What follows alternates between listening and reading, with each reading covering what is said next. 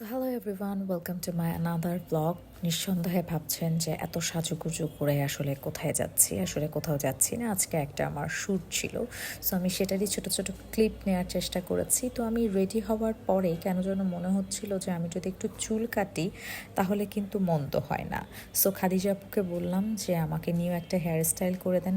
তেমনিও সামনে যেহেতু কোরবানির ঈদ, তো একটু তো হেয়ার স্টাইল চেঞ্জ করাই যায়, তাই না?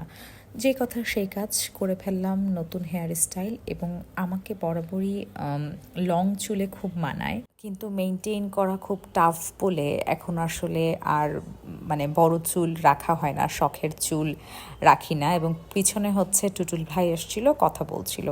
রেডি হয়েই চলে গেলাম ছাদে, যেহেতু বৃষ্টি পড়ছিল। এত সুন্দর ওয়েদারে কি ছবি না তুললেই হয়? তো এখানে আমি কান্তাপুকে জোর করে নিয়ে আসছি যে চলো আমার ছবিগুলো তুলে দিতে হবে, সুন্দর সুন্দর কিছু ফটোশ্যুট করে দিবা।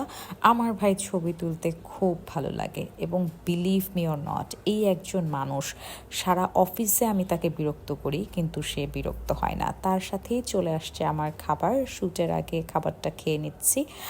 আর না খেলে আসলে আমার ব্রেন কাজ করে না, যেটা সবাই জানে কম বেশি যারা আমার ফলোয়ার। আমি খেতে খুব পছন্দ করি ভাই, আমার খিদা লাগলে আমি খাবই, এটা হচ্ছে আসল বিষয়।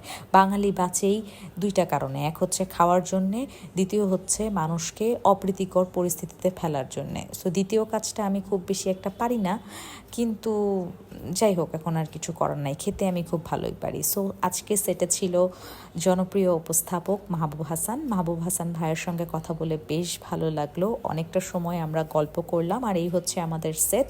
অনেকের প্রশ্ন থাকে যে ব্যাক ক্যামেরায় আসলে কেমন থাকে, এর জন্য সেটে বসে কয়েকটা ক্লিপ নিলাম, এবং যে ফটোশ্যুটগুলো করেছি, সুন্দর সুন্দর ছবিগুলো আমি এখানে অ্যাড করে দিয়েছি। হোপফুলি আমার আজকের ব্লগ আপনাদের ভালো লেগেছে। Thanks for watching.